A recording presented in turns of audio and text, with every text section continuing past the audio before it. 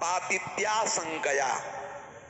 अगर आप शास्त्र सिद्धांत के अनुसार न चल के मनमानी या विषय प्रेरणा के अनुसार चेष्टा करेंगे तो आप पतित हो जाएंगे, इसमें कोई शंका नहीं, पक्का पतित हो जाएंगे। बोले अन्यथा पातित्या संकया, पक्का है, शंका है कि आप गिर जाएंगे, आप चल नहीं पाएंगे परमार्थ में। आपकी हर चेष्टा शास्त्र प्रमाणित होनी चाहिए। जो मनमानी ढंग से अपनी दिनचर्या करता है, थोड़ा साधन भजन भी करता है, कभी उसको ब्रह्म तत्व का साक्षात्कार या भगवदानंद की अनुभूति नहीं होगी। निश्चित मानिए, क्योंकि उसने साधन माना है प्रभु को और साध्य माना है देह सुख को, विषय को, इसलिए उससे भगवदानंद की अनुभूति नहीं होगी। जो जानबूझ करके शास्त्रों की आज्ञा का अनादर करता है, कभी भी उस मलिन बुद्धि वाले को अनुभव में ही नहीं आएगा भगवदानंद।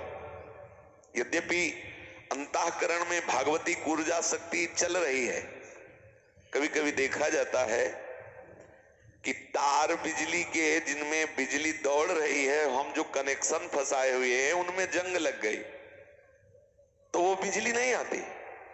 तो हम सोच लेते हैं कि क्या बिजली बड़े तारों में नहीं आ रही? नहीं, बड़े तारों में आ रही, जो आपने कनेक्शन फंसाया उसमें जंग लग गई, जंग हटाओ, अभी बल्ब जल जाएगा। आपके जो करण है ना, मन बुद्धि चित्त अहंकार, इसमें वासना की जंग लग गई। भागवती ऊर्जा शक्ति, जीवनी शक्ति, चैतन्य शक्ति आपके अंतःकरण में निरंतर प्रवाहित हो रही है, पर आपके एक करण मलिन होने के कारण उसे पकड़ नहीं पा रहे हैं। आप कहते हैं मुझे तो ऐसा अनुभव नहीं आ रहा, क्योंकि आपका जंगहा तार है वो बिजली को नहीं पकड़ पा रहा है। थोड़ा सत्संग रूपी औषधि से, रगड़ से इस जंग को हटा दो तो पकड़ने लगेगा। जो जीवनी शक्ति है, जो भागवतिक शक्ति है, जो आत्म तेज है, आत्म प्रकाश है, वो आपका अंतःकरण पकड़ने लगेगा और आनंदित होने लगेगा।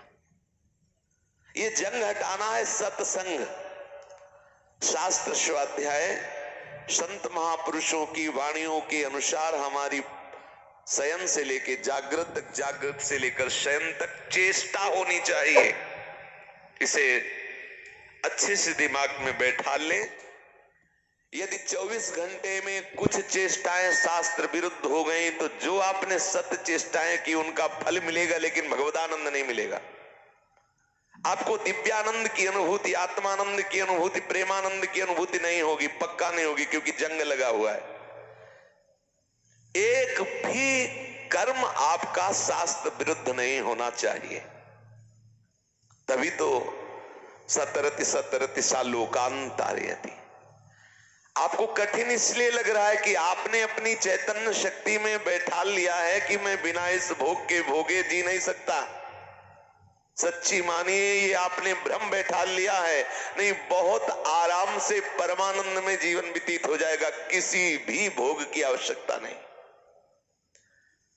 बड़े बड़े सिद्ध महापुरुषों के द्वारा सृष्टि संचालन के लिए संतान उत्पत्ति क्रिया हुई है, वो सुख आसक्ति में बनकर नहीं, शास्त्र आज्ञा का पालन करने के लिए, भगवत आज्ञा का पालन करने के लिए। भगवत प्रेम में कामना सबसे बाधक वस्तु है। अब विचार करना है कि किसे हम कामना समझें। 3 इच्छाएं होती हैं। भगवत दर्शन की इच्छा भी होती है, भगवत दर्शन की भी कामना होती है, मुझे भगवान मिल जाए इस जन्म में। क्या ये भी कामना है? बोले नहीं। ये कामना कामनाओं का नाश करने वाली है। ध्यान देना, कांटे से कांटे को निकाल के, अगर कांटा लगा है तो कांटे जैसी आकृति वाला ही यंत्र चाहिए, तभी कांटा निकलेगा। कामना का नाश करने के लिए कामना की आवश्यकता है। यदि आप ये कामना नहीं करेंगे तो आप कामना का नाश नहीं कर सकते। भगवत